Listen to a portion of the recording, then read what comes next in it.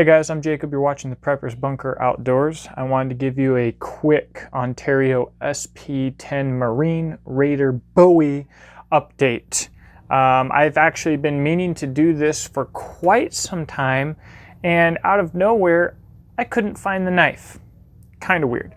Down here in the dungeon, because I'm working my butt off again this weekend, like I have been doing for many weekends, and like I will likely continue to do for weekends to come.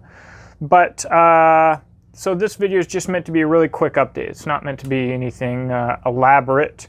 However, if you would like to support this channel and you like my content, please check out the description box below to see how you can support this channel, to include giving me more work to do on the weekends, because I need it. So, the Ontario Sp10 may be called the Marine Raider Bowie.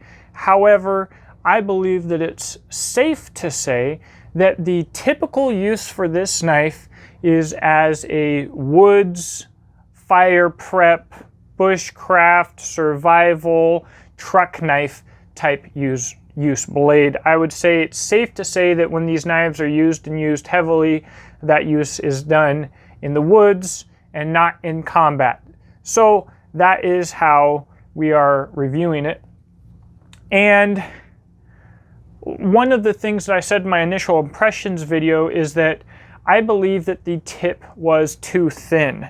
Now, this is one of the new Sp10s. They are made in 1075 high carbon steel, which should be tougher than 1095, and I like it plenty well. But even with the toughness of 1075, and I do believe that Ontario uses a good heat treat, that tip was simply too thin, and it did not last. This knife was on duty on the fireplace as a kindling maker. I don't remember exactly what happened, but I know that I was beating it through some wood or something like that, or maybe I even dropped it. It's been so long now since I've been doing firewood, but the tip was bent. Now, when the tip bent, I thought, well, it's already bent. Maybe I'll see if I'll straighten it out. Went to straighten it out, broke right off. So this could be a quality control or heat treat issue. I can't rule that out. The grain structure doesn't look bad, but it's such a fine break on such a fine tip that it's honestly difficult to look at the grain structure. But I personally believe, regardless of heat treat quality, that this is a design problem. This is quite a large and heavy, hard use knife, and this tip is simply far too fine. It really stuck out there like crazy.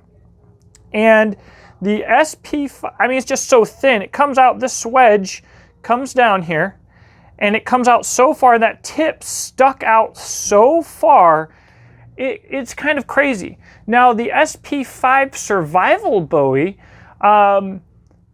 you would think might potentially have a sharper tip because the old ones had a sharpened spine.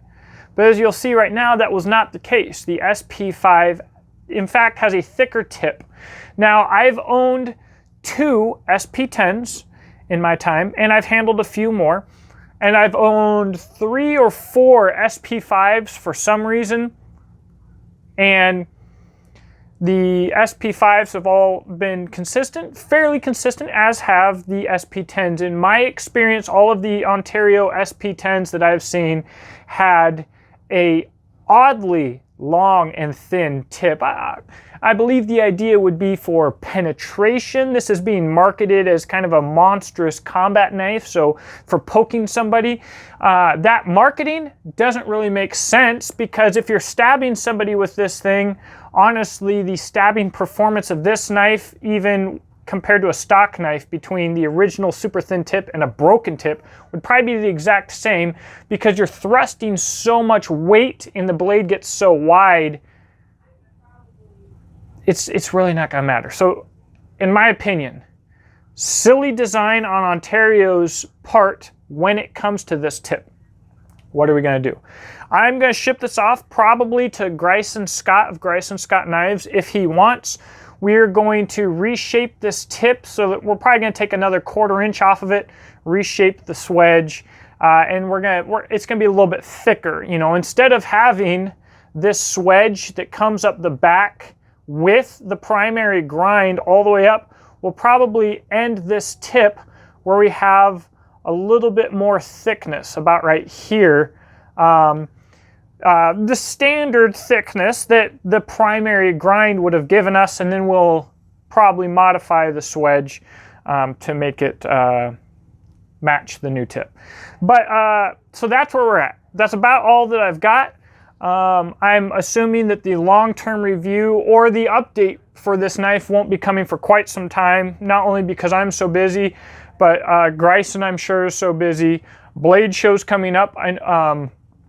Grayson will not have a table at Blade Show this year, but he will be there. Hopefully I'll be able to catch him and snag a picture with him, and maybe I'll even talk him into bringing this with him and just picking it up there. We'll see. But that's all I got, guys. I know a lot of people use this knife. It's 50 bucks.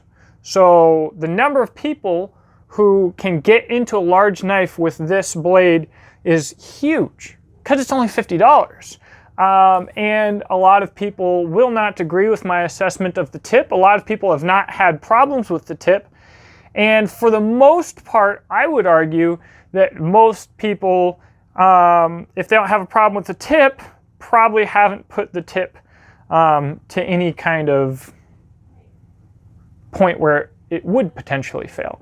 And I'm not a big tip tester. This happened completely by accident.